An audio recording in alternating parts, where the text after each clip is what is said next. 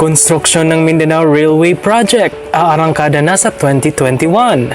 Ang update sa kauna-unahang railway system ng Mindanao, panuurin at alamin.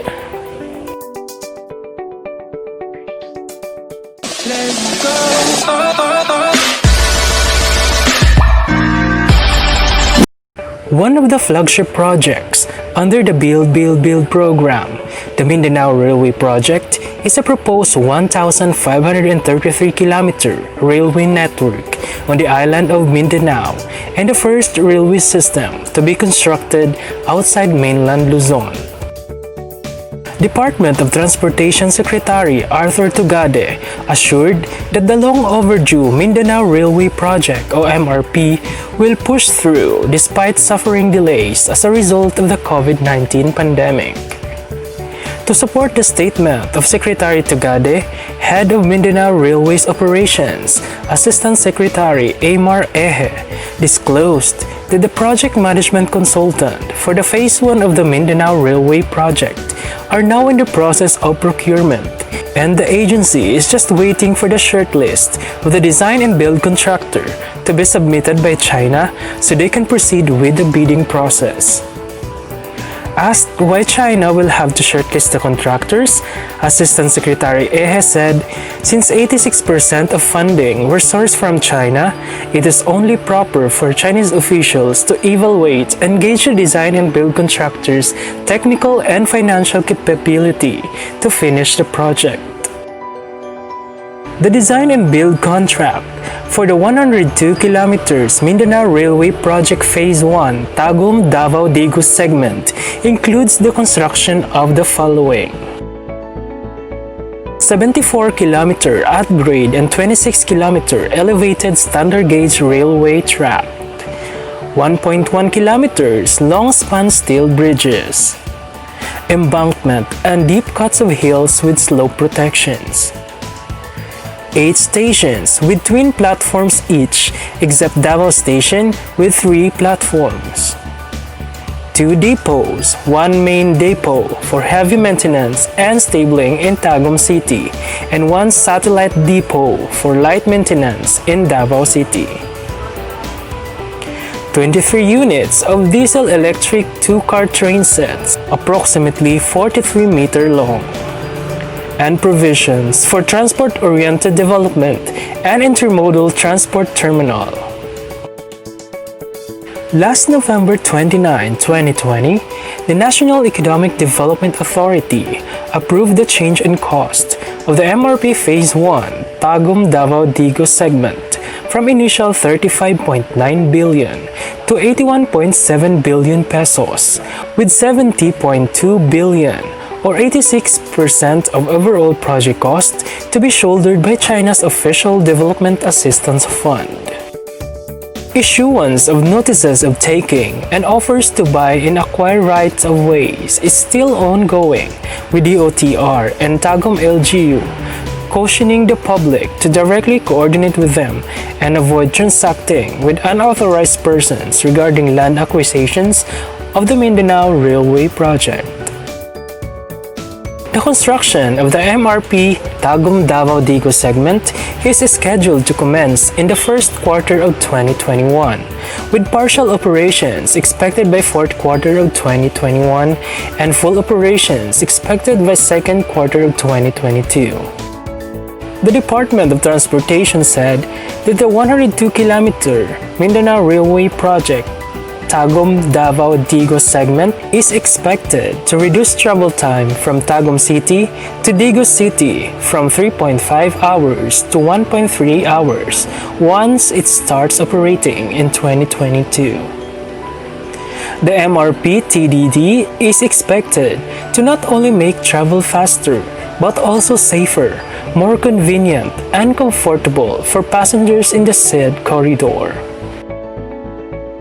The MRP-TDD segment will have 8 stations, namely Tagum Station located in Barangay Mangkilam, Tagum City, Carmen Station in Barangay Ising, Carmen, Davao del Norte, Panabo Station in Barangay Dato Abdul Daja, Panabo City, Mujang Station in Barangay Mujang, Davao City. Davao Station, located in Langob, Davao City. Bato Station, to be located in Barangay Bato, Toril, Davao City. Santa Cruz Station, to be located at Barangay Zone 4, Santa Cruz, Davao del Sur, and Digos Station in Barangay Cugon, Digos City. Upon project completion, the DOTR expects the daily ridership of the Tagum Davao Digos segment to increase to 134,060 by 2022. The department projects the daily ridership to further increase to 237,023 by 2032 and 375,134 by year 2042. The MRP-TDD segment was initially proposed as two-tracked electric-powered rail line. However, upon serious consideration from NEDA board, it was downgraded to single-track diesel-type railway system with provisions for future tracks and electrification. Upon recommendation of the House Committee on Mindanao Affairs during the 2021 budget hearing last November, for it to be eventually upgraded to two-track electric-powered railway system in the future. The committee also approved a resolution directing the National Economic Development Authority and the Department of Transportation to submit a feasibility study on the project to be conducted simultaneously instead of phase by phase. Department of Transportation Under Secretary Timothy John Batan told the salons during the previous hearing that so far only phase 1 of the project has a detailed feasibility study.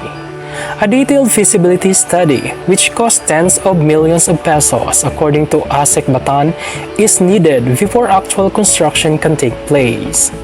To give an idea of the needed funds, the National Economic and Development Authority previously made a baseline feasibility study on the envisioned three-phase Mindanao Railway Project, which costs the agency 50 million pesos.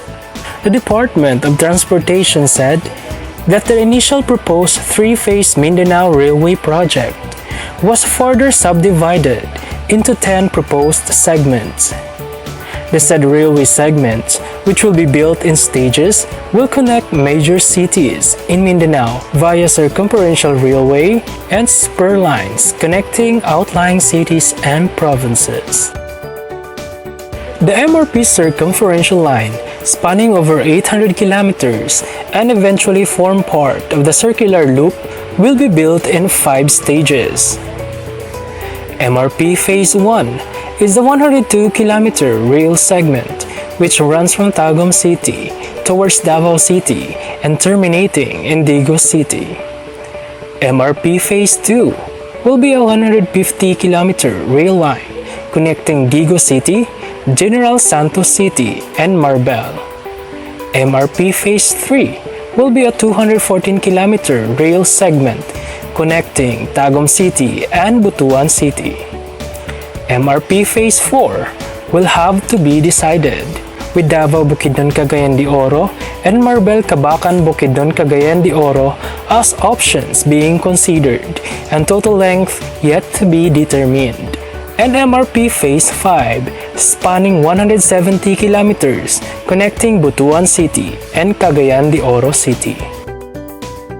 Meanwhile, Phase 6 to 10 will be the construction of 899 kilometers MRP spur lines, namely 216 kilometers Cagayan de Oro Iligan Pagadian segment, 242 kilometers Pagadian Cotabato Cabacan Digos segment, 122 kilometer Pagadian Dipolog segment, 222 kilometer Pagadian Zamboanga segment, and the 97 kilometer Butuan Surigao segment.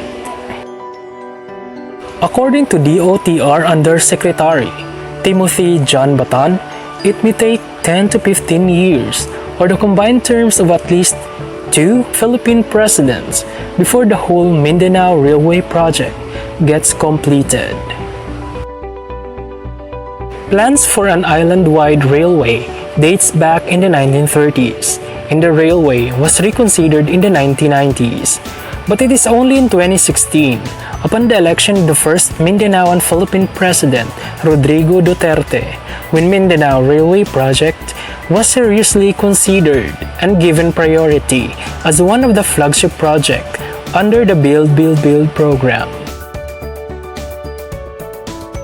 Once completed, the Mindanao Railway Project will not only expand the country's railway network and provide reliable, efficient, and convenient mass transport system for the Mindanaoans, but also will boost inter-island connectivity and will enable increased trade, given the island's potential as a major transshipment point and center of trade in the Brunei Darussalam, Indonesia, Malaysia, Philippines East ASEAN Growth Region. What do you think about the update of Mindanao Railway Project? Share your thoughts in the comment section below.